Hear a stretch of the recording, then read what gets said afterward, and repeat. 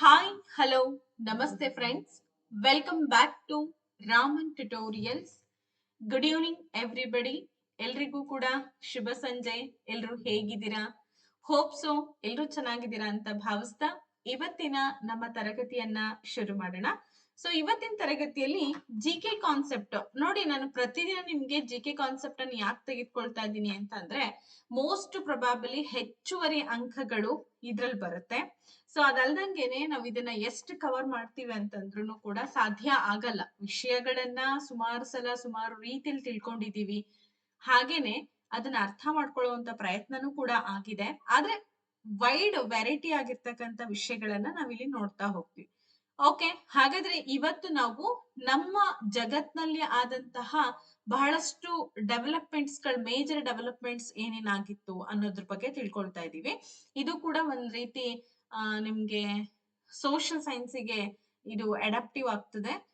Syllabus ಪ್ರಕಾರ ತುಂಬಾ important ಆಗಿರುವಂತ ವಿಷಯ. ಮೊದಲನೇ ಪ್ರಶ್ನೆ ಬಂದು ಹೀಗಿದೆ: the industrial revolution first began in which country ಅಂತ ಇದೆ. ಉದ್ಯಮಿಕ ಕ್ರಾಂತಿ ಯಾವ ದೇಶದಲ್ಲಿ ಮೊದಲು ಆರಂಭವಾಯಿತು? ಫ್ರಾನ್ಸ್, ಜರ್ಮನಿ, ಬ್ರಿಟನ್ ಹಾಗೆ ಅಮೆರಿಕ ಅಂತ ಇದೆ. ನಿಮಗೆ ಒಂದು ಎರಾ ಅಂತ ಅನ್ಕೊಳ್ತೀನಿ, ನನ್ಗೆ ಗೊತ್ತಿರಬಹುದು. ಯಾಕೆಂತಂದ್ರೆ ಬಹಳಷ್ಟು ದೇಶಗಳು ಆ ದೇಶಗಳ ಸ್ವತಂತ್ರಕ್ಕೋಸ್ಕರ ಅಂಡ್ ಸ್ವಾಭಿಮಾನಕ್ಕೋಸ್ಕರ ಬಹಳಷ್ಟು ಹೋರಾಟಗಳಾಗತ್ತೆ. ಅದರಲ್ಲಿ ಉದ್ಯಮಿಕ ಕ್ರಾಂತಿ ಅಂದ್ರೆ ಇಂಡಸ್ಟ್ರಿಯಲ್ ರೆವಲ್ಯೂಷನ್ ಅಂತ ಹೇಳಿ ಕರಿತೀವಿ. ಸ್ವತಃ ತಮ್ಮಷ್ಟಕ್ಕೆ ತಾವು ಏನು ಈ ಇಂಡಸ್ಟ್ರಿಯಲ್ ಲೆವೆಲ್ ಅಲ್ಲಿ ಬರುತ್ತೋ ಅದನ್ನೆಲ್ಲ ತಯಾರಿ ಮಾಡ್ಕೊಳ್ಬೇಕಾಗಿರುವಂತ ಒಂದು ಕ್ರಾಂತಿ. ಅದಕ್ಕೆ ಬೇಕಾಗಿರುವಂತ ಕಚ್ಚಾ ವಸ್ತುಗಳ ಪೂರೈಕೆ ಆಗಿರ್ಬೋದು, ಆ ಕಚ್ಚಾ ವಸ್ತುಗಳ ಮೂಲಕ ಸಿದ್ಧ ವಸ್ತುಗಳನ್ನ ರೆಡಿ ಮಾಡುವಂತಹ ಚಾತುರ್ಯ. ಸೊ ಇದೆಲ್ಲವನ್ನ ಮೇಜರ್ ಡೆವಲಪ್ಮೆಂಟ್ಸ್ ಆಗ್ತದೆ. ಆ ಹೈಲಿ ಟೆಕ್ನಿಕ್ ಯೂಸ್ ಮಾಡ್ತಾರೆ, ದೊಡ್ಡ ದೊಡ್ಡ ಮಷಿನರೀಸ್ ಗಳು ಬರುತ್ತೆ. ಆಗ ಇಂಡಸ್ಟ್ರಿಯಲ್ ಡೆವಲಪ್ಮೆಂಟ್ ಜಾಸ್ತಿ ಆಗ್ತಾ ಹೋಯ್ತು. ಯಾವ ದೇಶದಲ್ಲಿ ಮೊದಲನೇ ಬಾರಿಗೆ ಆರಂಭ ಆಯ್ತು ಅಂತ ಪ್ರಶ್ನೆ ಕೇಳಿದ್ದಾರೆ. ಎಸ್, ನಿಮ್ಮೆಲ್ಲರ ಉತ್ತರ ಏನ್ ಬರ್ತಾ ಇದೆ? ಓಕೆ, ಬ್ರಿಟನ್ ಆಗುತ್ತೆ ಮೇಡಮ್. ಇಂಗ್ಲೆಂಡ್ ಅಂತ ಹೇಳಿದ್ರಿ, ವೆರಿ ಗುಡ್ ಆನ್ಸರ್, ಸರಿಯಾಗಿದೆ. The industrial revolution started in Britain in the late 18th century. It changed production from hand made to machine made. ನೋಡಿ, ಮೊದ್ಲೆಲ್ಲ ಏನಾಗಿತ್ತು ಅಂತಂದ್ರೆ ಈ ಕೈ ಕೌಶಲ್ಯದಿಂದ ತಯಾರಿ ಮಾಡ್ತಾ ಇದ್ರು. ಈ ಕೈ ಕೌಶಲ್ಯದಿಂದ ಮಷಿನ್ ಮೇಡ್ ಆಗ್ತಾ ಹೋಯ್ತು. ಪ್ರತಿಯೊಂದು ಈ ಬಟ್ಟೆ ನೇಯೋದಿಂದ ಹಿಡ್ಕೊಂಡು ಪ್ರತಿಯೊಂದನ್ನು ಕೂಡ ಕೈಯಿಂದ ಮಷಿನ್ ಕಡೆಗೆ ಮುಖ ಮಾಡುತ್ತೆ.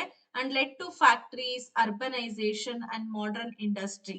18ನೇ ಶತಮಾನದಲ್ಲಿ ಏನಾಯ್ತು ಅಂತಂದ್ರೆ ಕೊನೆ ಒಂದು ಭಾಗದಲ್ಲಿ ಬ್ರಿಟನ್ ನಲ್ಲಿ ಇದು ಆರಂಭ ಆಗುತ್ತೆ.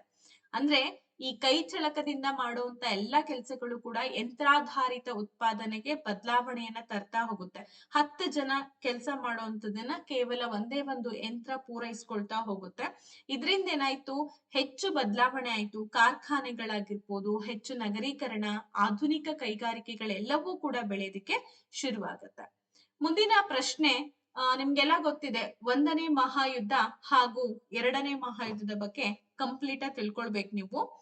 Which event is commonly considered the start of world war first ಅಂತ ಇದೆ. 1ನೇ ಮಹಾಯುದ್ಧ, ಇದನ್ನ ನಾವು ಪ್ರಥಮ ವಿಶ್ವ ಯುದ್ಧ ಅಂತ ಹೇಳಿ ಕೂಡ ಕರಿತೀವಿ. ಈ 1ನೇ ಮಹಾಯುದ್ಧ ಆರಂಭವಾದ ಘಟನೆಯಾಗಿ ಯಾವುದನ್ನ ಪರಿಗಣಿಸಲಾಗುತ್ತೆ? ರಷ್ಯನ್ ಕ್ರಾಂತಿ and assassination of archduke Franz Ferdinand, archduke ನ ಫ್ರಾನ್ಸ್ ಫರ್ಡಿನಾಂಡ್ ನ ಹತ್ಯೆ, ಟ್ರೆಟಿ ಆಫ್ ವರ್ಸೈಲ್ಸ್, ಹಾಗೆ ವರ್ಸೈಲ್ಸ್ ಒಪ್ಪಂದ ಅಂತ ಆಗುತ್ತೆ ಅದರಿಂದನ, ಅಥವಾ ಪೆರ್ಲ್ ಹಾರ್ಬರ್ ಮೇಲೆ ದಾಳಿ ಅಂತ ಇದೆ.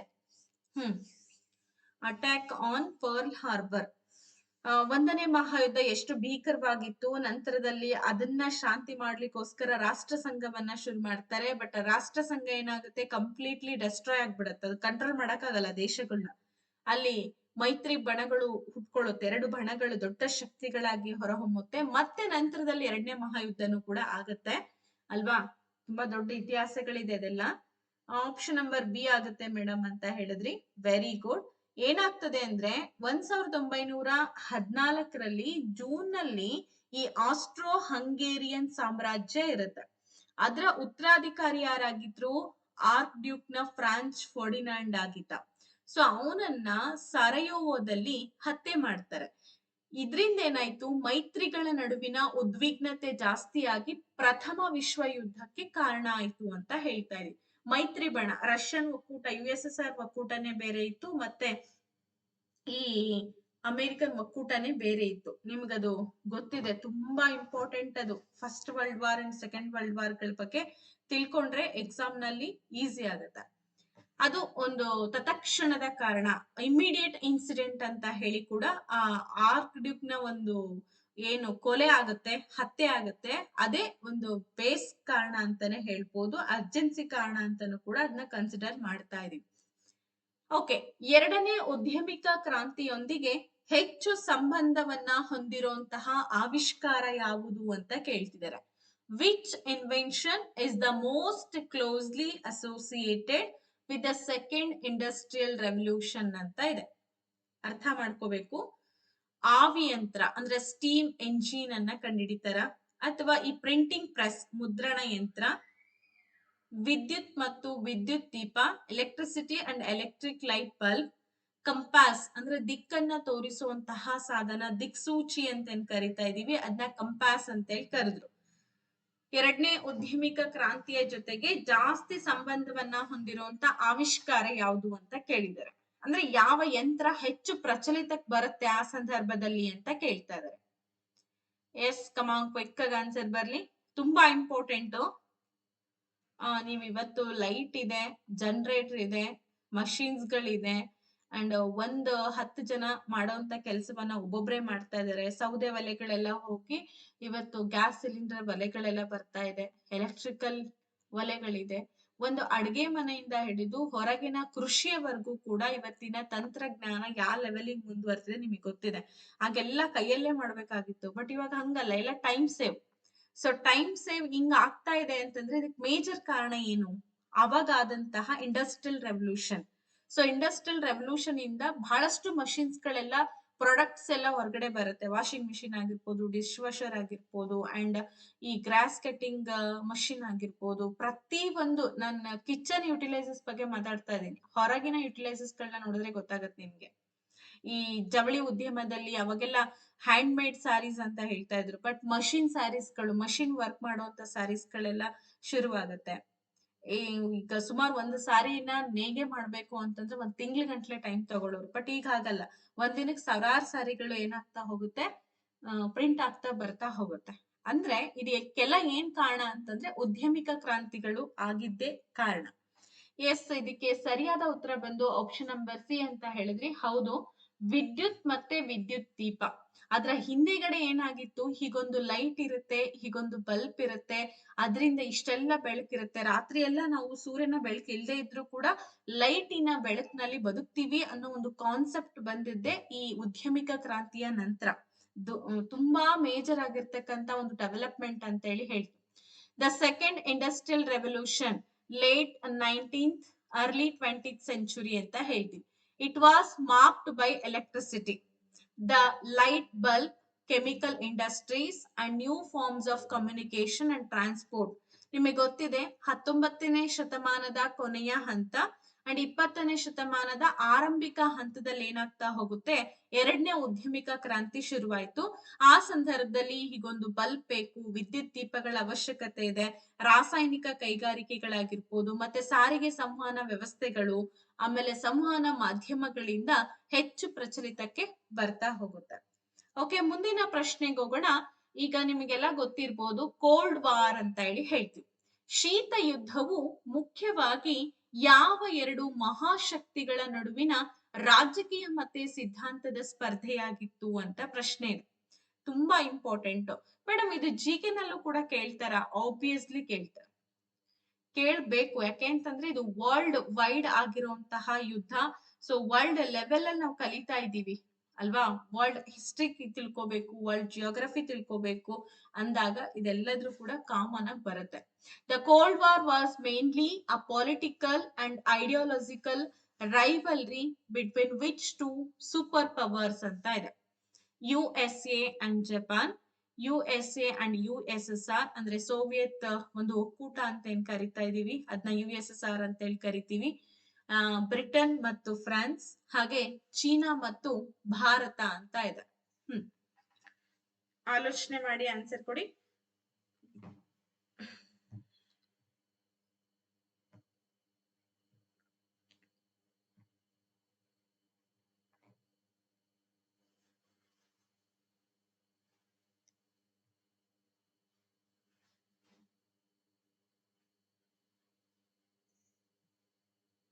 ಓಕೆ, ಆಲ್ಮೋಸ್ಟ್ ನಿಮ್ಮೆಲ್ಲರ ಉತ್ತರ ಬಂದು ಏನ್ ಹೇಳ್ತಿದ್ದೀರಾ? ಆಪ್ಷನ್ ನಂಬರ್ ಬಿ ಆಗುತ್ತೆ, US ಅಂಡ್ US. ಆಬ್ವಿಯಸ್ಲಿ ನಿಮ್ಮ ಉತ್ತರ ಸರಿಯಾಗಿದೆ. ನಾನು ಮುಂಚೆನೆ ಹೇಳಿದೆ ನಿಮಗೆ, ಈ ವರ್ಲ್ಡ್ ವಾರ್ ಸೆಕೆಂಡ್ ಮುಗಿದ ನಂತರ ಈ ವರ್ಲ್ಡ್ ವಾರ್ ಫಸ್ಟ್ ಅಲ್ಲಿ ನಾವೆಲ್ಲ ನೋಡ್ಕೊಂಡ್ವಿ ಏನಾಯ್ತು ಅಂತ ಹೇಳಿ. ಅದಕ್ಕೇನ್ ಕಾರಣ ಅಂತಾನು ಗೊತ್ತಾಯ್ತು. ಸೆಕೆಂಡ್ ವರ್ಲ್ಡ್ ವಾರ್ ಆಗುತ್ತೆ. ಈ ದ್ವಿತೀಯ ವಿಶ್ವ ಯುದ್ಧ ಆದ್ಮೇಲೆ ಏನಾಯ್ತು, ಅಮೆರಿಕ ಮತ್ತೆ ಸೋವಿಯತ್ ಒಕ್ಕೂಟ ಇವ್ರ ಇಬ್ರ ನಡುವೆ ಈಗ ಓಪನ್ ಆಗಿ ಯುದ್ಧಗಳನ್ನ ಮಾಡಲ್ಲ ಅವರು. ಈಗೇನು ಮಹಾಯುದ್ಧಗಳಲ್ಲಿ ಓಪನ್ ಆಗಿ ಯುದ್ಧಗಳನ್ನ ಮಾಡಿ ಅಣುಬಾಂಬ್ಗಳನ್ನೆಲ್ಲ ಸ್ಫೋಟ ಮಾಡಲ್ಲ, ಆ ರೀತಿ ಮಾಡಲ್ಲ ಇವರು. ಈ ಶಸ್ತ್ರಾಸ್ತ್ರಗಳ ಪೈಪೋಟಿಗೆ ನಿಲ್ತಾರೆ. ನಮ್ಮಲ್ಲಿ ಇದು ಇದೆ, ನಮ್ಮಲ್ಲಿ ಅದು ಇದೆ, ಅಲ್ಲಿ ಪ್ರಯೋಗ ಮಾಡ್ದೆ, ಇಲ್ಲಿ ಪ್ರಯೋಗ ಮಾಡ್ದೆ, ಈ ತರ ಶಸ್ತ್ರಾಸ್ತ್ರಗಳ ಒಳನೋಟದಲ್ಲಿ. ಅಂದ್ರೆ ಈಗ ನೋಡಿರ್ಬೋದು ಹೆಂಗಿದೆ ಅಂತಂದ್ರೆ, ಕೋಲ್ಡ್ ವಾರ್ ಅಂತಂದಾಗ ಎಲ್ಲೂ ಎಕ್ಸ್ಪೋಸ್ ಆಗ್ದಂಗೆನೆ ಬಲಿಷ್ಠ ಮಾಡ್ಕೊಳ್ತಾ ಹೋಗೋದು. ಆಯುಧಗಳಿಂದ, ಶಸ್ತ್ರಾಸ್ತ್ರಗಳ ಮೂಲಕ ತಮ್ಮ ದೇಶವನ್ನ ಬಲಿಷ್ಠ ಮಾಡ್ಕೊಳ್ತಾ ಹೋಗ್ತಾರೆ. ಒಂದ್ ರೀತಿ ಒಳ ಯುದ್ಧಗಳ ರೀತಿಯಲ್ಲಿ ಆಗ್ತಾ ಹೋಗುತ್ತೆ, ಪ್ರದರ್ಶನಗಳಾಗ್ತಾ ಹೋಗುತ್ತೆ.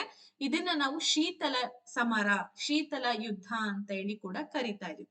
ಇವ್ರ ನಡುವೆ ನೇರ ಮಹಾಯುದ್ಧ ಇಲ್ಲದೆ ಇದ್ರೂ ಕೂಡ ಅವರ ಶಕ್ತಿ ಪ್ರದರ್ಶನಕ್ಕೋಸ್ಕರ ಒಂದು ಸ್ಪರ್ಧೆನೂ ಕೂಡ ನಡೀತಾ ಇತ್ತು. ಓಕೆ, ಮುಂದಿನ ಪ್ರಶ್ನೆಗೆ ಹೋಗೋಣ. ಸೊ ಮುಂದಿನ ಪ್ರಶ್ನೆ ಹೀಗಿದೆ. ಯುರೋಪ್ ನಲ್ಲಿ ಜ್ಞಾನ ಹರಡುವಿಕೆಗೆ 15ನೇ ಶತಮಾನದ ಯಾವ ಆವಿಷ್ಕಾರ ದೊಡ್ಡ ರೀತಿಯಲ್ಲಿ ಸಹಾಯವನ್ನ ಮಾಡುತ್ತೆ? Which 15th century invention greatly contributed to the spread of knowledge in Europe ಅಂತ ಇದೆ. ಗನ್ ಪೌಡರ್, ಗುಟೆನ್ಬರ್ಗ್ ನ ಮುದ್ರಣ ಯಂತ್ರ, ಹಾಗೇನೆ ದೂರದರ್ಶಕ ಮತ್ತೆ ಸೂಕ್ಷ್ಮ ದರ್ಶಕ ಅಂತ ಇದೆ. ಯೋಚನೆ ಮಾಡಿ. ಯುರೋಪ್ ನಲ್ಲಿ ಏನಾಯ್ತು ಅಂತಂದ್ರೆ, ಈ ಜ್ಞಾನ ಪ್ರಸಾರ ಆಗ್ತಾ ಹೋಗುತ್ತೆ. ಅಂದ್ರೆ ನಾಲೆಡ್ಜ್, ಯಾವ್ದಿಲ್ಲಿ ಸರಿ, ಯಾವ್ ತಪ್ಪು, ಎಲ್ಲಿ ಏನಾಗ್ಬೇಕು, ಇದೆಲ್ಲ ಹೆಂಗ್ ತಿಳ್ಕೊಳ್ತೀವಿ ನಾವು ಅಂತಂದ್ರೆ ನಾಲೆಡ್ಜ್ ಮೂಲಕ ಮಾತ್ರ ತಿಳ್ಕೊಳಕ್ ಸಾಧ್ಯ. 15ನೇ ಶತಮಾನದಲ್ಲಿ ಏನಾಗ್ತದೆ ಅಂತಂದ್ರೆ ಒಂದ್ ದೊಡ್ಡ ಆವಿಷ್ಕಾರ ಬರುತ್ತೆ. ಆ ಆವಿಷ್ಕಾರದಿಂದ ಜ್ಞಾನ ಪ್ರಸರಣೆ ಆಗ್ತಾ ಹೋಗುತ್ತೆ. ಯಾವ್ದದು ಆವಿಷ್ಕಾರ ಹಾಗಾದ್ರೆ? ಇದನ್ನ 2 ಸಲ ಎಕ್ಸಾಮ್ ಅಲ್ಲಿ ಕೇಳಿದ್ದಾರೆ. ಒಂದ್ಸಲ HSTR ನಲ್ಲಿ ಕೂಡ ಕೇಳಿದ್ದಾರೆ, PSTR GPT ಎಕ್ಸಾಮ್ ನಲ್ಲಿ ಇದುವರೆಗೂ ಕೂಡ ಕೇಳಿಲ್ಲ. ಮುಂದೆ ಕೇಳ್ಬೋದು, ಹೇಳಕ್ಕಾಗಲ್ಲ. ಪ್ರಿಂಟಿಂಗ್ ಪ್ರೆಸ್ ಬೈ ಗುಟೆನ್ಬರ್ಗ್ ಅಂತ ಹೇಳಿ ಹೇಳ್ತಿದ್ದೀರಾ. ವೆರಿ ಗುಡ್, ನಿಮ್ಮ ಉತ್ತರ ಸರಿಯಾಗಿದೆ. ಯಾಕೆಂದ್ರೆ ಮುದ್ರಣ ಯಂತ್ರ ಇದು ಏನಕ್ ಬೇಕು, ಯಾಕೆ ತುಂಬಾ ಯೂಸ್ ಆಗಿದೆ ಇದು ಅಂತಂದ್ರೆ, ಜೋಹಾನೆಸ್ ಗುಟೆನ್ಬರ್ಗ್ ಅಂತ ಇವನ ಪೂರ್ಣ ಹೆಸರು. ಇವರು ಮುದ್ರಣ ಯಂತ್ರ ಸುಮಾರು 1450ರಲ್ಲಿ ಅಂತ ಅನ್ಕೊಳ್ಬಹುದು. ಪುಸ್ತಕಗಳನ್ನ ಕಡಿಮೆ ಬೆಲೆಯಾಗಿ ಸುಲಭವಾಗಿ ದೊರಕುವಂತೆ ಮಾಡಿದರ ಒಂದು ಕಾರಣ ಪುನರ್ಜೀವನ ಅಂತ ಏನ್ ಕರಿತಾ ಇದೀವಿ. ಹಾಗೆ ಧರ್ಮದಲ್ಲಿ ಸುಧಾರಣೆಗಳಾಯ್ತು, ವೈಜ್ಞಾನಿಕ ಅಭಿವೃದ್ಧಿಗೂ ಕೂಡ ಸಹಾಯ ಆಗ್ತಾ ಹೋಯ್ತು. ಆಮೇಲೆ ಸಾಮಾನ್ಯ ಜನರಿಗೂ ಕೂಡ ಆ ಪುಸ್ತಕಗಳು ಸಿಗಂಗಾಗತ್ತೆ. ಮುದ್ರಣ ಅಂತಂದ್ರೆ ಈಗ ಪ್ರಿಂಟ್ ಮಾಡುವಂತ ಮಷಿನ್ಗಳು ಕಂಡಿಡಿದ್ಮೇಲೆ ಏನಾಯ್ತು, ಹೆಚ್ಚುವರಿ ಈಗ ಮಷಿನ್ಸ್ ಗಳ ಮೂಲಕ ಪುಸ್ತಕಗಳನ್ನ, ಹಾಳೆಗಳನ್ನ ತೆಗೆದುಕೊಂಡು ಪ್ರಿಂಟ್ ಮಾಡ್ಲಿಕ್ಕೆ ಶುರು ಮಾಡ್ತಾರೆ. ಅದನ್ನ ಕಡಿಮೆ ಬೆಲೆಗೆ ಎಲ್ರಿಗೂ ಕೂಡ ಕೊಡಕ್ ಶುರು ಮಾಡ್ತಾರೆ. ಸೊ ಇದ್ರಿಂದ ಏನಾಯ್ತು, ಜ್ಞಾನನೂ ಕೂಡ ಹೆಚ್ಚು ಪ್ರಸರಣೆ ಆಗ್ತಾ ಹೋಗುತ್ತೆ. ಮುಂದಿನ ಪ್ರಶ್ನೆ, 1889ರಲ್ಲಿ ಯಾವ ಕ್ರಾಂತಿ ಯುರೋಪ್ ನಲ್ಲಿ ರಾಜತಂತ್ರದ ಕುಸಿತಕ್ಕೂ ಗಣತಂತ್ರದ ಆಲೋಚನೆಗಳ ಉದಯಕ್ಕೂ ಕಾರಣವಾಯಿತು? Which revolution in 1789 led to the end of the monarchy and rise of republican ideas in Europe ಅಂತ ಇದೆ. ಅಮೆರಿಕನ್ ಕ್ರಾಂತಿ, ಫ್ರೆಂಚ್ ಕ್ರಾಂತಿ, ರಷ್ಯನ್ ಕ್ರಾಂತಿ, ಹಾಗೆ ಚೀನಾ ಕ್ರಾಂತಿ ಅಂತ ಇದೆ. ಯೋಚನೆ ಮಾಡ್ಬಿಟ್ಟು ಆನ್ಸರ್ ಕೊಡಿ.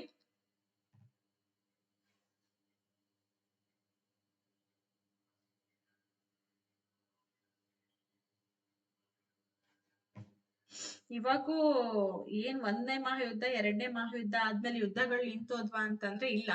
ನಿಮ್ಗೆ ಗೊತ್ತಿರ್ಬೋದು, ಸುಮಾರು 4-5 ವರ್ಷಗಳಿಂದ ರಷ್ಯಾ ಮತ್ತೆ ಯುಕ್ರೇನ್ ಅಂತೂ ಯುದ್ಧ ನಡೀತಾ ಇದೆ. ಅಂಡ್ ಇರಾನ್, ಇಸ್ರೇಲ್, ಅಮೇರಿಕಾ, ಆಮೇಲೆ ಬಹ್ರೇನ್ ಆಗಿರ್ಬೋದು, ಯಮನ್ ಆಗಿರ್ಬೋದು, ಇಲ್ಲಂತೂ ಯುದ್ಧಗಳ ಭೀತಿ ತುಂಬಾ ತೀವ್ರಗತಿಯಲ್ಲಿದೆ. ಇದೆಲ್ಲವೂ ಕೂಡ 3ನೇ ಜಾಗತಿಕ ಯುದ್ಧ ಅಂತಾನೆ ಹೇಳ್ಬೋದು. ಯಾಕೆಂದ್ರೆ ಕೆಲವೊಂದ್ ರಾಷ್ಟ್ರಗಳು ಶಾಂತವಾಗಿರ್ಬೋದು, ಬಟ್ ಇನ್ನ ಕೆಲವೊಂದ್ ರಾಷ್ಟ್ರಗಳಿಗೆ ಸುಮ್ನೆ ಕುತ್ಕೊಳಕ್ ಆಗಲ್ಲ. ಯುದ್ಧ ನೀತಿ ಮಾಡ್ದಂತವ್ರಿಗೆ ಸುಮ್ನೆ ಕುತ್ಕೊಂಡ್ರೆ ಆಗಲ್ಲ, ಸಾಧ್ಯನೇ ಇಲ್ಲ. ಅದನ್ನ ಮಾಡ್ತಾನೆ ಇರ್ಬೇಕು ಅಂತ ಅವ್ರ ಬಯಕೆ ಇರುತ್ತೆ. ಆ ರೀತಿ ಆಗಿದೆ ಸದ್ಯದ ಪರಿಸ್ಥಿತಿಯಲ್ಲಿ, ನೋಡ್ತಾ ಇದ್ದೀರಾ. ಅದರ ಇಂಪ್ಯಾಕ್ಟ್ ನಮ್ಮ ಮೇಲೂ ಕೂಡ ಬೀಳ್ತಾ ಇದೆ. ಎಸ್, ಇದಕ್ಕೆ ಸರಿಯಾದ ಉತ್ತರ ಬಂದು ಫ್ರೆಂಚ್ ಕ್ರಾಂತಿ ಅಂತ ಹೇಳ್ತಿದ್ದೀರಾ. Very good. 1789ರಲ್ಲಿ ಏನಾಗುತ್ತೆ, ಫ್ರೆಂಚ್ ಕ್ರಾಂತಿ ಆರಂಭ ಆಗುತ್ತೆ. ಇದನ್ನ ನೆನ್ಪಿಟ್ಕೊಳ್ಳಿ, ಕೇಳಿದ್ದಾರೆ. ಫ್ರೆಂಚ್ ರೆವಲ್ಯೂಷನ್ ಎಷ್ಟರಲ್ಲಿ ಸ್ಟಾರ್ಟ್ ಆಯ್ತು ಅಂದ್ರೆ 1789ರಲ್ಲಿ. ರಾಜನ ಆಡಳಿತ ಅವಾಗ ಏನಾಗಿತ್ತು ಅಂದ್ರೆ ನಿರಂಕುಶ ಪ್ರಭುತ್ವ ಇತ್ತು, ರಾಜತಾಂತ್ರಿಕ ವ್ಯವಸ್ಥೆ ಇತ್ತು. ಅದನ್ನ ಸಂಪೂರ್ಣವಾಗಿ ಕೆಡಿಸ್ತಾರೆ. ಸ್ವತಂತ್ರ, ಸಮಾನತೆ, ಬಾಂಧ್ಯತೆ ಎಂಬ ಮೌಲ್ಯಗಳನ್ನ ಮುಂದಿರಿಸ್ಬಿಟ್ಟು ವಿಶ್ವದ ಹಲವಾರು ಚಳುವಳಿಗೆ ಸ್ಫೂರ್ತಿಯನ್ನು ನೀಡಿದಂತಹ ಒಂದು ಶಕ್ತಿ ಅಂತಂದ್ರೆ ಫ್ರೆಂಚ್ ಕ್ರಾಂತಿ. ನಮಗೂ ಕೂಡ ಇದರ ಸ್ಫೂರ್ತಿ ಸಿಗುತ್ತೆ. ಅವಾಗ ನಾವು ಅಂಡರ್ ದ ಬ್ರಿಟಿಷ್ ರೂಲ್ ಅಲ್ಲಿ ಇದ್ವಿ, ನೆನ್ಪಿದೆ ಅಂತ ಅನ್ಕೊಳ್ತೀನಿ ನಾನು. So under the British rule ಅಲ್ಲಿ ಇದ್ದಾಗ ಆಟೋಮೆಟಿಕಲಿ ನಮಗೂ ಕೂಡ ಅದು ನೇರವಾದಂತಹ ಹೊಡೆತ ಕೊಡುತ್ತೆ. ನೇರವಾಗಿ ಅಂತಂದ್ರೆ ಒಂದು ಇನ್ಸ್ಪಿರೇಷನ್ ಸಿಗುತ್ತೆ ನಮಗೆ ಫ್ರೆಂಚ್ ಕ್ರಾಂತಿಯಿಂದ, ಇಟಲಿ ಏಕೀಕರಣದಿಂದ, ಅಂಡ್ ಏನ್ ಕೈಗಾರಿಕಾ ಕ್ರಾಂತಿಗಳಾಯ್ತು ಆವಾಗ ಒಂದಷ್ಟು ಇನ್ಸ್ಪಿರೇಷನ್ಸ್ ಗಳಾಗ್ತಾ ಹೋಗುತ್ತೆ. ಮುಂದಿನ ಪ್ರಶ್ನೆಗೆ ಹೋಗೋಣ. 2ನೇ ಮಹಾಯುದ್ಧದ ನಂತರ ವೇಗವಾಗಿ ಉದ್ಯಮೀಕರಣಗೊಂಡು 1970ರ ವೇಳೆಗೆ ಪ್ರಮುಖ ಆರ್ಥಿಕ ಶಕ್ತಿಯಾಗಿದೆ ಎಂದು ಯಾವ ಏಷ್ಯನ್ ದೇಶ ಹೆಸರು ಪಡ್ಕೊಳ್ಳುತ್ತೆ? Which Asian country rapidly industrialized after World War II and became a major economic power by the 1970? China, Bharat, Japan ಹಾಗೆ ದಕ್ಷಿಣ ಕೊರಿಯಾ. ನೋಡಿ, ಆಲೋಚನೆ ಮಾಡಿ ಆನ್ಸರ್ ಕೊಡಿ.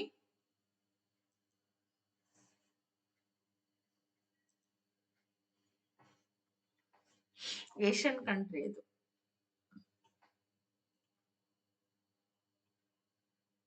ಓಕೆ, ಜಪಾನ್ ಅಲ್ವಾ? ಈಗ ಜಪಾನ್ ಏನಾಯ್ತು ಅಂತಂದ್ರೆ 2ನೇ ಮಹಾಯುದ್ಧದಲ್ಲಿ ಪಾಲ್ಗೊಳ್ತಾ, ಹೌದು ಪಾಲ್ಗೊಳ್ತು. ದ್ವಿತೀಯ ವಿಶ್ವ ಯುದ್ಧದಲ್ಲಿ ಸೋತ ನಂತರ ಜಪಾನ್ ಏನ್ ಮಾಡುತ್ತೆ, ತನ್ನ ಆರ್ಥಿಕತೆಯನ್ನ ಆಧುನಿಕ ಕೈಗಾರಿಕೆ, ತಂತ್ರಜ್ಞಾನ, ರಫ್ತುಗಳ ಆಧಾರದಿಂದ ಪುನರ್ ನಿರ್ಮಾಣ ಮಾಡುತ್ತೆ. ನಾನು ಮೊದ್ಲೇ ಹೇಳಿದೀನಿ ನಿಮ್ಗೆ, ಜಪಾನ್ ಒಂದು ಪುಟ್ಟ ರಾಷ್ಟ್ರ, ದ್ವೀಪ ರಾಷ್ಟ್ರ ಅಂತ ಹೇಳ್ತೀವಿ. ಆಗಾಗ ಅಲ್ಲಿ ಜ್ವಾಲಾಮುಖಿಗಳು ಸ್ಫೋಟ ಆಗತ್ತೆ, ದಾಳಿಗಳಾಗ್ತಾ ಇರುತ್ತೆ.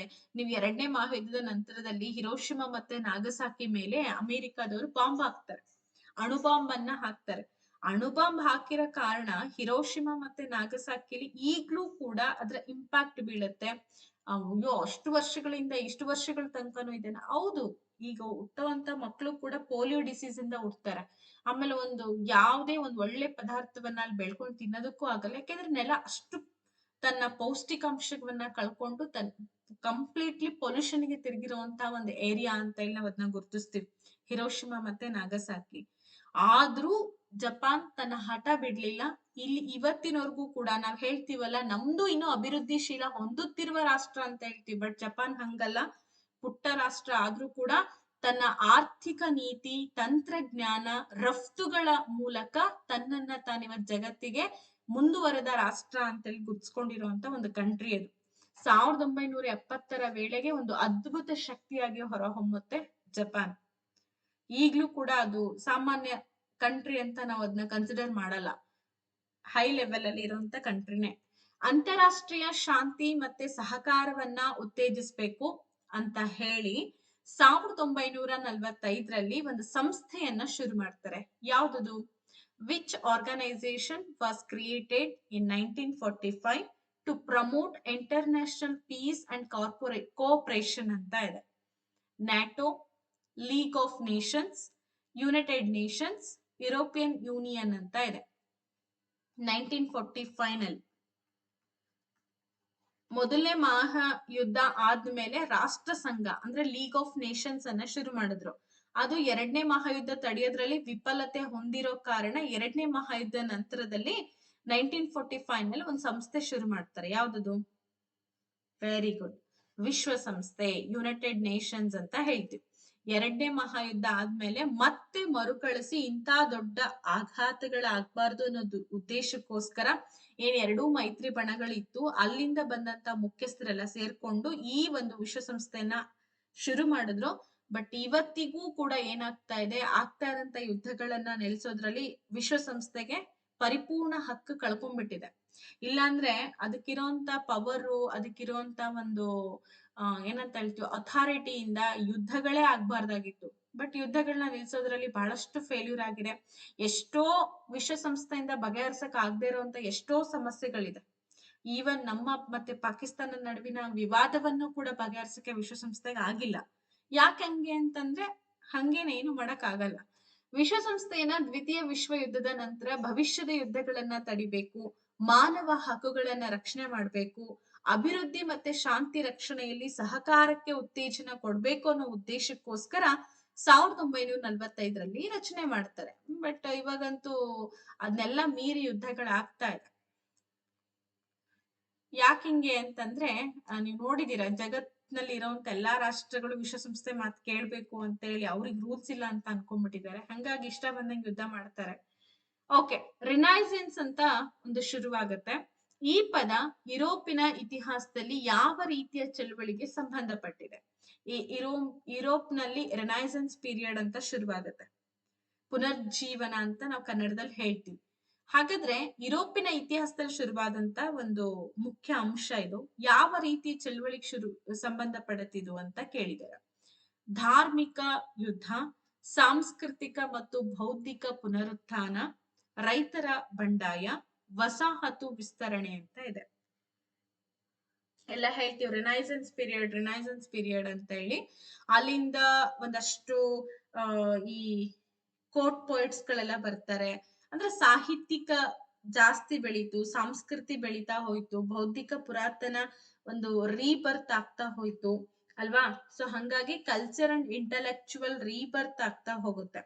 ಒಂದು ದೇಶ ಅಭಿವೃದ್ಧಿ ಹೊಂದಬೇಕು ಅಂದ್ರೆ ಆರ್ಥಿಕತೆ ಎಷ್ಟು ಮುಖ್ಯನೋ ಅದರ ಸಾಂಸ್ಕೃತಿಕನೂ ಕೂಡ ಬಹಳ ಇಂಪಾರ್ಟೆಂಟ್. ನಮ್ಮ ಸಂಸ್ಕೃತಿ ನಿಮ್ಗೆಲ್ಲ ಗೊತ್ತಿರ್ಬೋದು, ಸ್ವಾಮಿ ವಿವೇಕಾನಂದ ಅವರು ನಮ್ಮ ಸಂಸ್ಕೃತಿಯನ್ನು ಎತ್ತಿ ಹಿಡಿದಂತಹ ಮಹಾನ್ ವ್ಯಕ್ತಿ. ಏಕೆಂದ್ರೆ ಅವರ ಮಾತುಗಳು, ಅವರು ಹೇಳಿದಂತ ನುಡಿಗಳಿಂದ ಎಲ್ರೂ ಇಡೀ ವಿಶ್ವದಲ್ಲಿ ಬಂದಂತಹ ಆ ಧಾರ್ಮಿಕ ಸಮ್ಮೇಳನದಲ್ಲಿ ನಮ್ಮ ಭಾರತದ ಸಂಸ್ಕೃತಿನ ಎತ್ತಿ ಹಿಡಿದಂತ ಕೀರ್ತಿ ಅವ್ರಿಗೆ ಸಲ್ಲತ್ತೆ. ಸಂಸ್ಕೃತಿನೂ ಕೂಡ ಬಹಳ ಇಂಪಾರ್ಟೆಂಟ್ ಆಗುತ್ತೆ. ಅದರ ಜೊತೆಗೆ ಬೌದ್ಧಿಕ ಪುನರುತ್ಥಾನ, ಬೌದ್ಧಿಕವಾಗಿ ಒಂದ್ ದೇಶ ಅಭಿವೃದ್ಧಿಯನ್ನ ಹೊಂದಬೇಕು ಅಲ್ವಾ. ಸೊ ನೋಡಿ, ರಿನೈಸೆನ್ಸ್ ಪೀರಿಯಡ್ ಬಂದು 14ರಿಂದ 17ನೇ ಶತಮಾನದ ಅಂತರದಲ್ಲಿ ನಡೆಯುತ್ತೆ. ಇಟಲಿಯಿಂದ ಆರಂಭ ಆಗಿ ಇಡೀ ಯುರೋಪಿನಾದ್ಯಂತ ಹರಡುತ್ತೆ. ಇಲ್ಲಿ ಕಲೆ, ಸಾಹಿತ್ಯ, ವಿಜ್ಞಾನ, ಮಾನವತಾವಾದಗಳು ಇವೆಲ್ಲವೂ ಕೂಡ ಹುಟ್ಕೊಳ್ಳುವಂತ ಅವಧಿ ಇದು. ನಿಮಗೆ ಗೊತ್ತಿದೆ, ಮೊನಾಲಿಸಾ ಆಗಿರ್ಬೋದು, ಲಿಯೋನಾರ್ಡೋ ಡಾವಿಂಚಿ ವರ್ಣಚಿತ್ರಗಳಾಗಿರ್ಬೋದು, ಇವೆಲ್ಲವೂ ಕೂಡ ಹುಟ್ಕೊಳ್ಳೋದು ರಿನೈಸೆನ್ಸ್ ಪೀರಿಯಡ್ ನಲ್ಲೇ. ಮುಂದಿನ ಪ್ರಶ್ನೆಗೆ ಹೋಗೋಣ. ಅಂಡ್ ಪೆಟ್ರಾರ್ಕನ್ ಸಾನೆಟ್ಸ್ ಗಳು ಬರುತ್ತೆ. ಇಂಗ್ಲಿಷ್ ಮೇಜರ್ ಸ್ಟೂಡೆಂಟ್ಸ್ ಏನ್ ಇರ್ತೀರಾ ಅವರು ಈ ರಿನೈಸೆನ್ಸ್ ಪೀರಿಯಡ್ ಬಗ್ಗೆ ಓದಿರ್ತೀರಾ. ಮೋಸ್ಟ್ ಪ್ರೊಬಾಬಲಿ ಸ್ಟಾರ್ಟಿಂಗ್ ನಾರ್ಮನ್ ಈ ಜನಾಂಗದ ಇತಿಹಾಸವನ್ನ ಓದ್ಕೊಂಡ ನಂತರದಲ್ಲಿ ರಿನೈಸೆನ್ಸ್ ಪೀರಿಯಡ್ ನಲ್ಲಿ ಕೋರ್ಟ್ ಪೋಯಿಟ್ಸ್ ಗಳು ಇವರೆಲ್ಲ ಓದ್ತೀರಾ. ಅದೆಲ್ಲ ಇಂಗ್ಲಿಷ್ ಮೇಜರ್ ಸ್ಟೂಡೆಂಟ್ಸ್ ಗೊತ್ತಿರುತ್ತೆ. ಇರ್ಲಿ ಪರವಾಗಿಲ್ಲ, ನಾವ್ ಹೇಳ್ತಾ ಇರೋದು ಜಿ ಕೆ ಎಷ್ಟು ಬೇಕೋ ಅಷ್ಟು ಕಲಿಯೋಣ. Which global institution was founded in 1944 to stabilize international monetary cooperation and exchange rates ಅಂತ ಇದೆ. ತುಂಬಾ ಇಂಪಾರ್ಟೆಂಟ್. ಇದನ್ನ 2008ರಲ್ಲಿ ಒಂದ್ಸಲ HST ಅದ್ರಲ್ಲಿ ಕೇಳಿದ್ದಾರೆ. ಅಂಡ್ 2017ರಲ್ಲಿ ಒಂದ್ಸಲ GPT ನಲ್ಲೂ ಕೂಡ ಕ್ವಶನ್ ಸೇಮ್ ಕೇಳಿದ್ದಾರೆ. ಅಂತಾರಾಷ್ಟ್ರೀಯ ಹಣಕಾಸು ಸಹಕಾರ ಮತ್ತೆ ವಿನಿಮಯ ದರಗಳ ಸ್ಥಿರತೆಗೆ 1944ರಲ್ಲಿ ಒಂದು ಜಾಗತಿಕ ಸಂಸ್ಥೆಯನ್ನ ಶುರು ಮಾಡ್ತಾರೆ. ಯಾವುದು? ವಿಶ್ವ ಬ್ಯಾಂಕ್, ವರ್ಲ್ಡ್ ಬ್ಯಾಂಕ್ ಅಂತ ಹೇಳ್ತೀವಿ. IMF ಅಂದ್ರೆ ಇಂಟರ್ನ್ಯಾಷನಲ್ ಮಾನಿಟರಿ ಫಂಡ್, ಹಾಗೇನೆ ವಿಶ್ವ ವ್ಯಾಪಾರ ಸಂಸ್ಥೆ world trade organisation, Asian development bank ಅಂತ ಇದೆ. ಯಾವುದು? ಗ್ಲೋಬಲ್ ಇನ್ಸ್ಟಿಟ್ಯೂಷನ್, ಅದು ಹಣಕಾಸು ಸಹಕಾರ ವಿನಿಮಯ ದರಗಳು ಸ್ಥಿರತೆಯಲ್ಲಿ ಇರಬೇಕು ಅನ್ನೋ ಉದ್ದೇಶಕ್ಕೋಸ್ಕರ ಒಂದು ಜಾಗತಿಕ ಸಂಸ್ಥೆ. ಇದು ಕೂಡ ವಿಶ್ವಸಂಸ್ಥೆಯ ಒಂದು ಅಂಗಸಂಸ್ಥೆ ಅಂತಾನು ಹೇಳ್ಬೋದು IMF ಅನ್ನ. Very good. International monetary fund ಅಂತ ಹೇಳಿ ಕರಿತೀವಿ ಅಲ್ವಾ? ಅಂದ್ರೆ ಅಂತಾರಾಷ್ಟ್ರೀಯ ಮಟ್ಟದಲ್ಲಿ ಹಣಕಾಸು ನಿಧಿಗಳನ್ನ ಕೊಡುವಂಥದ್ದು. The IMF was created at the Bretton Woods conference to oversee global monetary stability, help countries with balance of payments problems and support economic growth ಅಂತ ಇದೆ. ಅಂದ್ರೆ ಈ ಬ್ರೆಟನ್ ವುಡ್ಸ್ ಸಮ್ಮೇಳನದಲ್ಲಿ ಏನಾಗುತ್ತೆ ಅಂದ್ರೆ IMF ಅನ್ನ ಜಾಗತಿಕ ಹಣಕಾಸು ಸ್ಥಿರತೆಯನ್ನ ನೋಡ್ಕೊಳ್ಳೋದಕ್ಕೋಸ್ಕರ ಅಂಡ್ ಪಾವತಿ ಸಮತೋಲನ ಸಮಸ್ಯೆಗಳನ್ನ ಎದುರಿಸ್ತಕ್ಕಂತ ದೇಶಗಳಿಗೆ ಸಹಾಯ ಮಾಡಬೇಕು, ಆರ್ಥಿಕ ಅಭಿವೃದ್ಧಿಗೆ ಬೆಂಬಲವನ್ನ ಕೊಡ್ಬೇಕು ಅನ್ನೋ ಉದ್ದೇಶದಲ್ಲಿ ಈ IMF ಅನ್ನ ಶುರು ಮಾಡ್ತಾರೆ. ಗೊತ್ತಾಯ್ತಾ ಯಾಕೆ ಶುರು ಮಾಡಿದ್ರು ಅಂತ? ಮುಂದಿನ ಪ್ರಶ್ನೆ ಹೀಗಿದೆ. 1929ರಲ್ಲಿ ಜಗತ್ತಿನಾದ್ಯಂತ ಆರ್ಥಿಕ ಸಂಕಷ್ಟಕ್ಕೆ ಕಾರಣವಾದಂತಹ ಮಹತ್ವದ ಘಟನೆ ಯಾವುದು? ಪ್ರಥಮ ವಿಶ್ವ ಯುದ್ಧದ ಅಂತ್ಯ, ಶೇರ್ ಮಾರುಕಟ್ಟೆ ಕುಸಿತ ಅಂದ್ರೆ stock market crash, great depression ಅಂತಾನು ಕೂಡ ಹೇಳ್ಬೋದು, ಹಂಗೇನೆ ಸೆಕೆಂಡ್ ವರ್ಲ್ಡ್ ವಾರ್ ಸ್ಟಾರ್ಟ್ ಆಗುತ್ತಾ ಅಥವಾ ವಿಶ್ವಸಂಸ್ಥೆಯ ಸ್ಥಾಪನೆ ಆಗುತ್ತಾ? Which major global event occurred in 1929 that led to worldwide economic hardship ಅಂತ ಇದೆ. ಯೋಚನೆ ಮಾಡ್ಬಿಟ್ಟು ಆನ್ಸರ್ ಕೊಡಿ.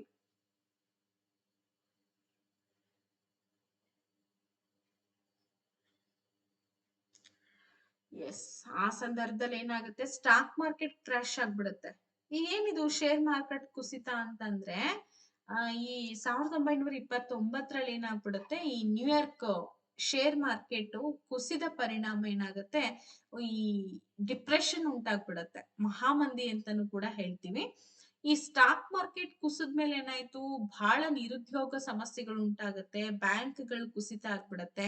ಇಡೀ ಜಗತ್ತಿನಾದ್ಯಂತ ಈ ಕೋವಿಡ್ ಪ್ಯಾಂಡಮಿಕ್ ಅಲ್ಲಿ ನಾವು ಆರ್ಥಿಕ ಸಂಕಷ್ಟ ಎದುರಿಸ್ತಿಲ್ಲ, ಬಟ್ ಈ ಬೇಸಿಕ್ ಥಿಂಗ್ಸ್, ಈ ಮೆಡಿಕಲ್ ಬೇಕಾಗಿರುವಂತಹ ಟೂಲ್ಸ್ ಗಳಿಗೆ ಸಂಬಂಧಪಟ್ಟಂಗೆ ಏನ್ ಸಂಕಷ್ಟವನ್ನ ಎದುರಿಸಿದ್ವಿ, ಅದೇ ತರನೇ ಸ್ಟಾಕ್ ಮಾರ್ಕೆಟ್ ಬಿದ್ದು ಹೋದಂತ ಸಂದರ್ಭದಲ್ಲಿ ಇಡೀ ಜಗತ್ತೇ ಏನಾಗುತ್ತೆ, ಆರ್ಥಿಕ ಸಂಕಷ್ಟವನ್ನ ಎದುರಿಸಬೇಕಾದಂತ ಪರಿಸ್ಥಿತಿ ಬಂತು 1920ರಲ್ಲಿ. ಓಕೆ, ಮುಂದಿನ ಪ್ರಶ್ನೆಗೆ ಹೋಗೋಣ. ದ್ವಿತೀಯ ವಿಶ್ವ ಯುದ್ಧದ ನಂತರ ವಸಾಹತು ಮುಕ್ತಿಗೆ ಡಿಕೊಲನೈಸೇಷನ್ ಅಂತ ಹೇಳಿ ಕರಿತೀವಿ. ಡಿಕೊಲನೈಸೇಷನ್ ಅಂದ್ರೆ ಮುಖ್ಯವಾಗಿ ಯಾವ ಪ್ರಕ್ರಿಯೆಯನ್ನ ಸೂಚಿಸುತ್ತೆ? Decolonisation mainly refers to which process after world war second? ಹೊಸ ಧರ್ಮಗಳ ರಚನೆ, formation of new religious, end of colonial rule and gaining independence, ವಸಾಹತು ಆಡಳಿತದ ಅಂತ್ಯ ಹಾಗೂ ಸ್ವಾತಂತ್ರ್ಯ ಗಳಿಕೆ, ಬಿಗಿನಿಂಗ್ ಆಫ್ ಇಂಡಸ್ಟ್ರಿಯಲೈಸೇಷನ್, ಉದ್ಯಮೀಕರಣದ ಆರಂಭ, ಶೀತಲ ಯುದ್ಧದ ಆರಂಭ ಅಂತ ಇದೆ. ಕಮಾನ್, ಕ್ವಿಕ್ ಆಗಿ ಯೋಚನೆ ಮಾಡಿ.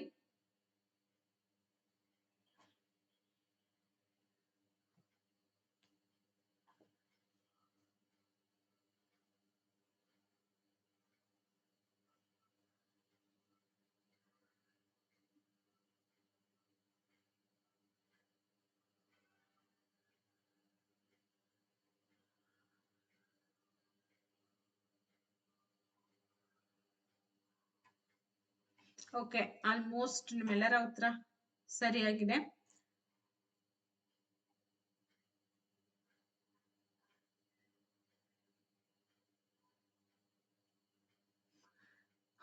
ಆಪ್ಷನ್ ನಂಬರ್ ಬಿ, ವಸಾಹತು ಆಡಳಿತದ ಅಂತ್ಯ ಆಗತ್ತೆ ಮತ್ತೆ ಸ್ವಾತಂತ್ರ್ಯ ಗಳಿಕೆ ಆಗತ್ತೆ.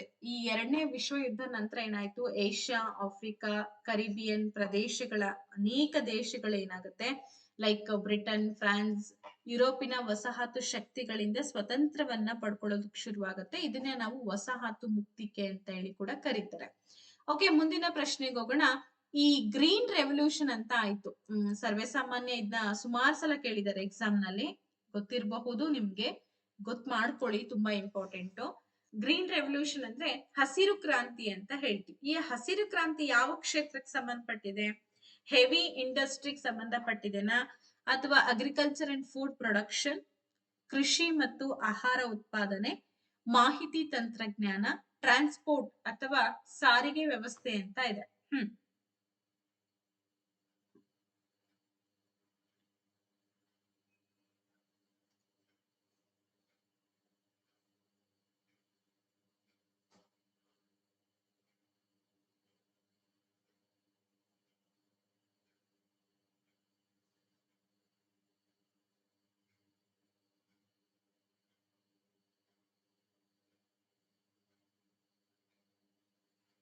S, okay. ಇದಕ್ಕೆ ಕೃಷಿ ಮತ್ತೆ ಆಹಾರ ಉತ್ಪಾದನೆ ಸರ್ವೇ ಸಾಮಾನ್ಯ ನಿಮ್ಗೆ ಗ್ರೀನ್ ರೆವಲ್ಯೂಷನ್ ಅಂತ ಆಗುತ್ತೆ. ಗ್ರೀನ್ ರೆವಲ್ಯೂಷನ್ ಅಂದ್ರೆ ಎಷ್ಟೆಲ್ಲ ಆಯ್ತು, 20ನೇ ಶತಮಾನದಲ್ಲಿ ಬಹಳಷ್ಟು ವಿದ್ಯಮಾನಗಳಾಗುತ್ತೆ. ಆ ಸಂದರ್ಭದಲ್ಲಿ ಏನಾಗುತ್ತೆ, ಮಧ್ಯಭಾಗದ ಹಸಿರು ಕ್ರಾಂತಿ ಅಭಿವೃದ್ಧಿಶೀಲ ದೇಶಗಳಲ್ಲಿ ವಿಶೇಷವಾಗಿ ಆಹುತ್ ದಾನಾಂಶ ಅಂದ್ರೆ ಈ HY ಅಹೆಲ್ಡಿಂಗ್ ಒಂದು ಹೈಬ್ರಿಡ್ ಬೀಜಗಳು ಅಂತ ಏನ್ ಕರಿತಾ ಇದೀವಿ, ಹೈಬ್ರಿಡ್ ಅಹೆಲ್ಡಿಂಗ್ ಅಂತ ಹೇಳಿ ಕರಿತೀವಿ. ಈ ಬೀಜಗಳು ರಾಸಾಯನಿಕ ಗೊಬ್ಬರ, ನೀರಾವರಿ, ಆಧುನಿಕ ವಿಧಾನಗಳ ಮೂಲಕ ಧಾನ್ಯಗಳ ಉತ್ಪಾದನೆಯನ್ನ ಜಾಸ್ತಿ ಮಾಡೋದು. ಅದು ಇವತ್ತಿಗೂ ಕೂಡ ನಮ್ಮನ್ ಬಿಟ್ಟು ಹೋಗ್ತಾ ಇಲ್ಲ. 20ನೇ ಶತಮಾನದ ಮಧ್ಯಭಾಗದಲ್ಲಿ ಆರಂಭ ಆದಂತಹ ಹಸಿರು ಕ್ರಾಂತಿ ನಮ್ಮ ಭಾರತ ದೇಶದಲ್ಲಿ ಡಾಕ್ಟರ್ ಸ್ವಾಮಿನಾಥನ್ ಅವರು ಶುರು ಮಾಡ್ತಾರೆ. ಈ ಗ್ರೀನ್ ರೆವಲ್ಯೂಷನ್ ಅವಾಗೇನ್ ಹೈಬ್ರಿಡ್ ತಳಿಗಳನ್ನ, ಈಗ ಫಾರ್ ಎಕ್ಸಾಂಪಲ್ ಈಗ ರೆಡ್ ರೋಸ್ ಇದೆ ಅಂತಂದ್ರೆ, ಈಗ ರೋಸ್ ನಲ್ಲಿ ಓನ್ಲಿ ರೆಡ್ ರೋಸ್ ಅಂತನ್ನ ಹಾಗಿಲ್ಲ, ವೈಟ್ ಇದೆ, ಬ್ಲೂ ಬರುತ್ತೆ, ಪಿಂಕ್ ಕಲರ್ ಬರುತ್ತೆ, ಬೇಕಾದಷ್ಟು ತಳಿಗಳನ್ನ ಮಾಡಿದ್ದಾರೆ. ಅಂದ್ರೆ ಬೇರೆ ಬೇರೆ ತಳಿ ಅತ್ಯಂತ ಶೀಘ್ರದಲ್ಲಿ ಹುಟ್ಟೋ ಅಂತ ತಳಿ ಆಗಿರ್ಬೋದು. ಈಗ ಬದ್ನೆಕಾಯಿ BT ಅಂದ್ರೆ ಬಯೋಟೆಕ್ನಾಲಜಿ ಡೆವಲಪ್ಮೆಂಟ್ ಆಗ್ತಾ ಹೋಯ್ತು. ಬದ್ನೆಕಾಯಿ ಅಂದ್ರೆ ಒಂದೇ ತರ ಬದ್ನೆಕಾಯಿ ಇಲ್ಲ, ಬೇರೆ ಬೇರೆ ರೀತಿಯಲ್ಲಿ ಬದ್ನೆಕಾಯಿಗಳನ್ನ ನೋಡ್ತೀವಿ. ಎಲ್ಲಾ ತರಕಾರಿಗಳಲ್ಲಿ ಹೈಲಿ ಬ್ರೀಡಿಂಗ್ ಕೊಡುವಂಥದ್ದು. ಬ್ರೀಡಿಂಗ್ ಅಂತಂದ್ರೆ ಜಾಸ್ತಿ ನಮ್ಗೆ ಈ ಉತ್ಪಾದನೆ ಆಗಬೇಕು ಅಂತ ಒಂದು ಎಲ್ಡಿಂಗ್ ಅನ್ನ ಏನ್ ಮಾಡ್ತಾ ಹೋದ್ರು, ಸೃಷ್ಟಿ ಮಾಡ್ತಾ ಹೋಗ್ತಾರೆ. ಅದೇ ಹೆಂಗ್ ಮಾಡ್ತಾ ಹೋದ್ರು, ತಂತ್ರಜ್ಞಾನಗಳ ಮೂಲಕ. ಅದಲ್ದಂಗೆ ಈ ಕೆಮಿಕಲ್ ಗೊಬ್ಬರಗಳನ್ನ ಕೂಡ ಅವಾಗ ಕೊಡ್ತಾ ಹೋಗ್ತಾರೆ. ಸೊ ಕೆಮಿಕಲ್ ಗೊಬ್ಬರಗಳಿಂದನೂ ಕೂಡ ಏನಾಗ್ತಾ ಹೋಯ್ತು, ಈಲ್ಡಿಂಗ್ ಜಾಸ್ತಿ ಆಗ್ತಾ ಹೋಗುತ್ತೆ. ಈಲ್ಡಿಂಗ್ ಜಾಸ್ತಿ ಆದಂಗೆಲ್ಲ ಏನಾಯ್ತು, ಬರ್ತಾ ಬರ್ತಾ ನಮ್ಮ ಕೃಷಿ ಭೂಮಿ ಕೂಡ ಕಂಪ್ಲೀಟ್ಲಿ ಕೆಮಿಕಲ್ ಬೇಸ್ಡ್ ಆಗ್ತಾ ಹೋಯ್ತು. ಅದನ್ನ ನಾವ್ ಇವಾಗ ಕಳ್ಕೊಳ್ತೀವಿ ಅಂತಂದ್ರೂ ಸಾಧ್ಯ ಇಲ್ಲ. ಆಗಾದಂತ ಕ್ರಾಂತಿನೇ ಹಸಿರು ಕ್ರಾಂತಿ ಅಂತ ಹೇಳ್ತೀವಿ. ಅವಾಗೆಲ್ಲ ಬರಗಾಲ ಇರೋ ಕಾರಣ ಏನಾಯ್ತಪ್ಪ ಅಂದ್ರೆ ಹಿಂಗೇನೋ ಮಾಡ್ಬೇಕು ಅಂತೇಳಿ ಮಾಡಿದ್ರು. ಬಟ್ ಅದರಿಂದ ನಾವು ಹೊರಗಡೆ ಬರೋದ್ ಕಷ್ಟ ಆಗ್ಬಿಟ್ಟಿದೆ. ಲೈಫ್ ನಮ್ಮ ಶಾರ್ಟ್ ಲೈಫ್ ಆಗೋಗಿದೆ ಅಷ್ಟೇ. ಮುಂದಿನ ಪ್ರಶ್ನೆಗೆ ಹೋಗೋಣ. 1903ರಲ್ಲಿ ರೈಟ್ ಸಹೋದರರು ಮಾಡಿದಂತ ಯಾವ ಆವಿಷ್ಕಾರ ಜಾಗತಿಕ ಸಾರಿಗೆ ಕ್ಷೇತ್ರದಲ್ಲಿ ಕ್ರಾಂತಿಯನ್ನ ತಂದಿತು?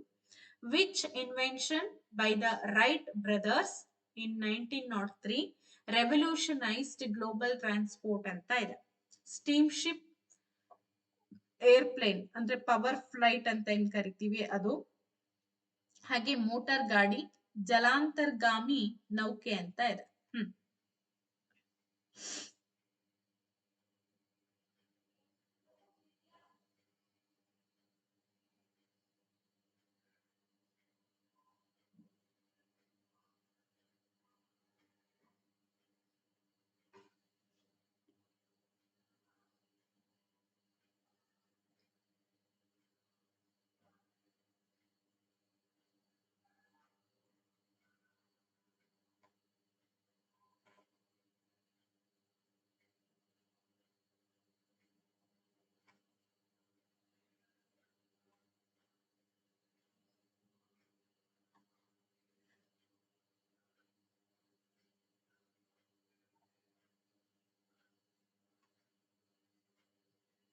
ಓಕೆ, ಇದಕ್ಕೆ ಸರಿಯಾದ ಉತ್ತರ ಏನ್ ಬರುತ್ತೆ? ಆಲ್ಮೋಸ್ಟ್ ಎಲ್ಲರಿಗೂ ಕೂಡ ಉತ್ತರ ಗೊತ್ತಾಗ್ಬಿಟ್ಟಿದೆ ಅಲ್ವಾ?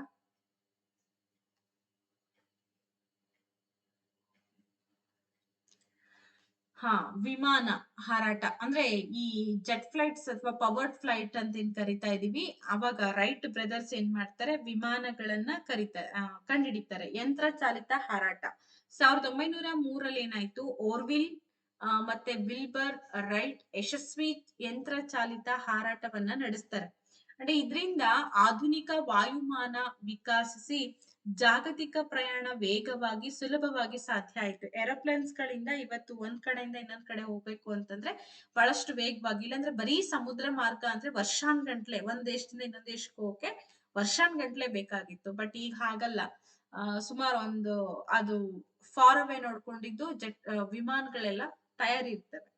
The term information age mainly refers to the period marked by the rise of ಅಂತ ಇದೆ. ಅಂದ್ರೆ ಮಾಹಿತಿ ಯುಗ ಅನ್ನೋದು ಮುಖ್ಯವಾಗಿ ಯಾವ ಒಂದು ಮೌಲ್ಯವರ್ಧನೆಗೆ ಸಂಬಂಧಪಟ್ಟಂತ ಅವಧಿಯನ್ನ ಸೂಚಿಸುತ್ತೆ ಅಂತ ಕೇಳ್ತಾರೆ. ಈ ಇನ್ಫಾರ್ಮೇಶನ್ ಟೆಕ್ನಾಲಜಿ ಅಂತ ಕರಿತೀವಿ, ಅಥವಾ ಈ ಇನ್ಫಾರ್ಮೇಶನ್ ಏಜ್ ಅಂತ ಹೇಳಿ ಕೂಡ ಕರಿಬಹುದು. ಯಾವ ಅವಧಿಯನ್ನ ಸೂಚಿಸುತ್ತೆ ಅಂದ್ರೆ ಆವಿಶಕ್ತಿಗೆ ಸಂಬಂಧಪಡುತ್ತಾ, ಎಲೆಕ್ಟ್ರಿಸಿಟಿಗೆ ಸಂಬಂಧಪಡುತ್ತಾ, ಅಥವಾ ಈ ಕಂಪ್ಯೂಟರ್ಸು, ಇಂಟರ್ನೆಟ್, ಗಣಕಯಂತ್ರ ಮತ್ತೆ ಇಂಟರ್ನೆಟ್ ಗೆ ಸಂಬಂಧಪಡುತ್ತಾ, ಅಥವಾ ರೈಲು ಮಾರ್ಗಗಳಿಗೆ ಸಂಬಂಧಪಡುತ್ತಾ ಇದು ಇನ್ಫಾರ್ಮೇಶನ್ ಟೆಕ್ನಾಲಜಿ. ಐಟಿ ಅಂತ ಹೇಳಿ ಕರಿತಾ ಇದೀವಿ. Yes, very good. ಕಂಪ್ಯೂಟರ್ಸ್ ಮತ್ತೆ ಇಂಟರ್ನೆಟ್ ಗೆ ಸಂಬಂಧಪಡುತ್ತೆ. ಇವತ್ತಿನ ದಿನ ಅಂತರ್ಜಾಲ ವ್ಯವಸ್ಥೆಗಳು ಇಲ್ಲದೆ ಇದ್ರೆ ಕನೆಕ್ಟಿವಿಟಿ ತುಂಬಾ ಕಷ್ಟ ಆಗ್ತಿತ್ತು. ಹಿಂದೆ ಬದುಕ್ದಂಗೆ ಬದುಕ್ಬೋದಾಗಿತ್ತಲ್ವಾ? ಇರ್ಬೋದು. ಆದ್ರೆ ಕಾಲ ಕಳೆದಂತೆಲ್ಲ ಏನಾಗ್ತಾ ಹೋಯ್ತು, ಐಟಿ ಬೆಳೀತಾ ಹೋಗುತ್ತೆ. ಸೊ ಐಟಿ ಬೆಳೀತಾ ಹೋದಂಗೆಲ್ಲ ಏನಾಯ್ತು, ಹೊಸ ಹೊಸ ಟೆಕ್ನಾಲಜಿಗಳ ಪರಿಚಯ, ಹೊಸ ಆವಿಷ್ಕಾರಗಳೆಲ್ಲ ಶುರುವಾಯ್ತು.